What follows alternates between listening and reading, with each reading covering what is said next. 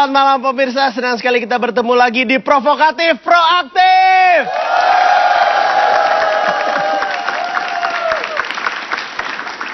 Saya nggak ngerti nih sama penonton saya di studio, saya udah bilang pokoknya kalau teriak jangan wu, wih gitu biar beda. Tetap aja wu. Tapi itu nggak ada masalah. Sebelum kami mulai berita kami pada hari ini, akan ada sesuatu yang ingin kami pertontonkan kepada Anda pemirsa. Apakah itu? Nih, lihat yang satu ini dulu.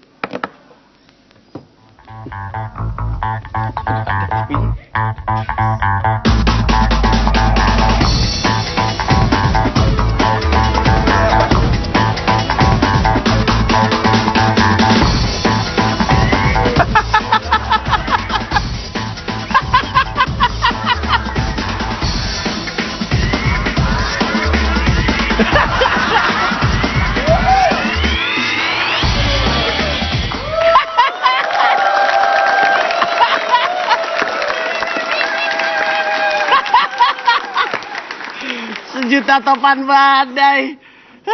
Pasti orang lama tuh yang bikin itu animasi itu. Jadi ketika Indonesia perhatiannya teralihkan kepada sebuah kasus di sebelah sana, ada yang ngelanjutin sesuatu yang sudah kita tentang. Ternyata pembangunan gedung baru DPR berlanjut teman-teman. Nah, ini sebenarnya adalah sesuatu yang sangat kita sayangkan dan kita pertanyakan. Diam-diam mereka melanjutkan perencanaan pembangunan gedung seharga 1,3 triliun tersebut. Dan bahkan sudah masuk tender pembangunan. Tapi yang diributin sama banyak orang adalah masalah biaya konsultasinya yang besarnya adalah 18 miliar. Dan ini jadi masalah sama banyak orang, terutama dari Partai Gerindra di DPR juga minta Ketua DPR diperiksa KPK perihal dana yang tidak masuk akal ini. Menurut kalian masuk akal atau tidak? Tidak. Menurut saya masuk akal. Kenapa? Ini gue bener nih, kalau misalkan lu nanya semua arsitek atau kontraktor, biasanya biaya konsultasi fee itu adalah 10% dari nilai total proyek, 7-10%. Jadi sebenarnya kalau dilihat tuh kecil sebenarnya. Yang mesti diperhatikan adalah bukan hanya masalah biayanya, dan bikin gedung 1,3 triliun memang terkesan besar, tapi sebenarnya ya besar karena mungkin lu nggak biasa aja kali megang duit kayak gitu. Kalau gua kan biasa. Nggak. Yang jadi masalah adalah bahwa dengar-dengar dari berita, konsultannya yang megang itu tanpa melakukan proses seleksi, nggak ada tendernya gitu, cuma nyomot satu langsung dipakai. Nah itu membuka kemungkinan atau persepsi orang-orang bahwa ini ada kolusi dan segala macamnya. Itu yang mesti kita pantau bersama-sama. Dan sekedar info, DPR sebenarnya baru aja memakai uang rakyat 445 miliar untuk pembangunan rumah dinas para anggotanya, dan sekarang lagi menunggu 800 miliar untuk pemerintah dari pemerintah untuk biaya pembangunan gedung tahap pertama. Oke? Ya, kita minta kejelasan aja dari mereka, dipertanyakan apakah orang-orangnya sudah melewati proses yang benar ataukah enggak dan segala macamnya. Kita berharap supaya tidak ada lagi uang rakyat yang disalahgunakan. Setuju? Setuju. Oke, selanjutnya ada kontroversi soal surat kiriman dari FIFA. Ada yang tahu FIFA? Tahu lah ya.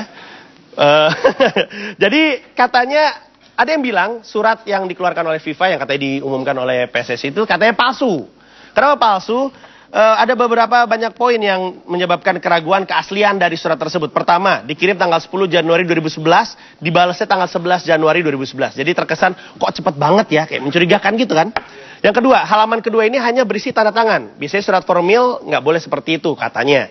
Yang ketiga, penggunaan kata sincerely yours dan bukan yours sincerely. Jadi kalau sincerely yours itu adalah US style, sementara biasanya surat keluaran FIFA adalah UK style atau Brit style.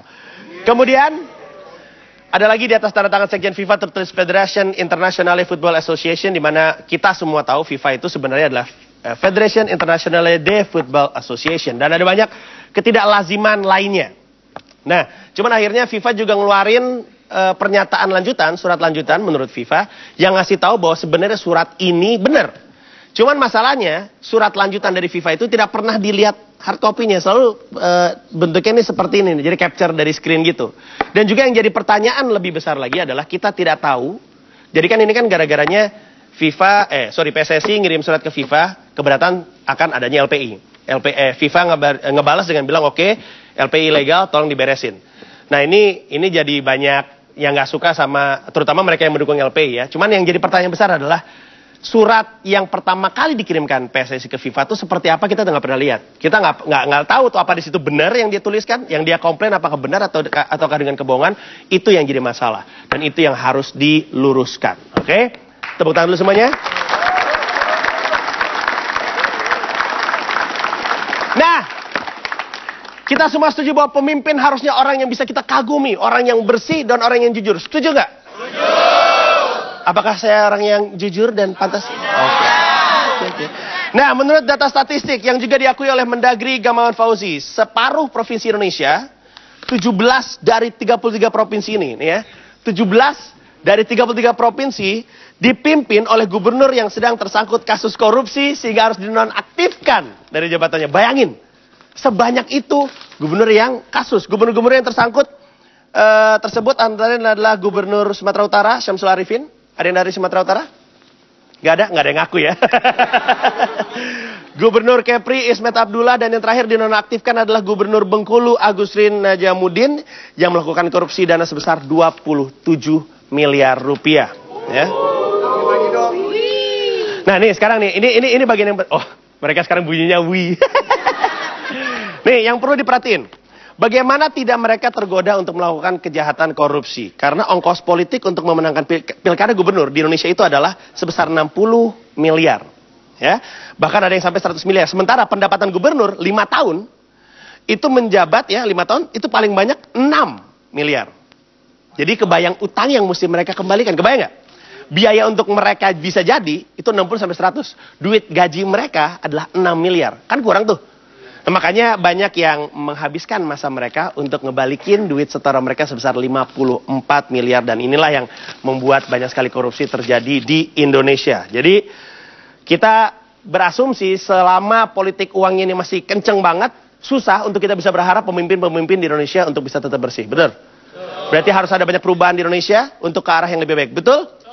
Betul. Nah, sekarang saya juga mau ngasih lihat sesuatu yang menarik sekali. Kita punya segmen namanya Citizen Journalism, di mana intinya di sini kita minta Anda untuk mengirimkan foto, kemudian fotonya harus lucu tentunya, dan kemudian kita komentarin dan kita umumkan kepada Anda semua. Foto ini adalah foto kiriman dari followers kami di Twitter, dan foto ini datang dari daerah Depok. Mari kita lihat sama-sama foto seperti apa. Oke, perhatikan, Depok kota idaman. Waspadalah bahaya narkoba dan Facebook. Depok kota idaman untuk siapa? Facebook kok dilarang? Kenapa sih Facebook itu dilarang? Kenapa? Apakah berbahaya? Padahal kan ada banyak foto-foto yang manis-manis di situ. Kasihan dong orang-orang di Depok nggak bisa melihat. Nah, oke, tapi itu kita kesampingkan. Terima kasih untuk Anda yang sudah mengirim. Setelah yang satu ini, kami akan ngobrol dengan seseorang. Orang ini namanya disebut oleh Gayus Tambunan ketika terakhir kali dia bikin sebuah pernyataan. Jangan kemana-mana, Bang Ota akan hadir selain satu ini di Provokatif Proaktif. Jangan kemana-mana.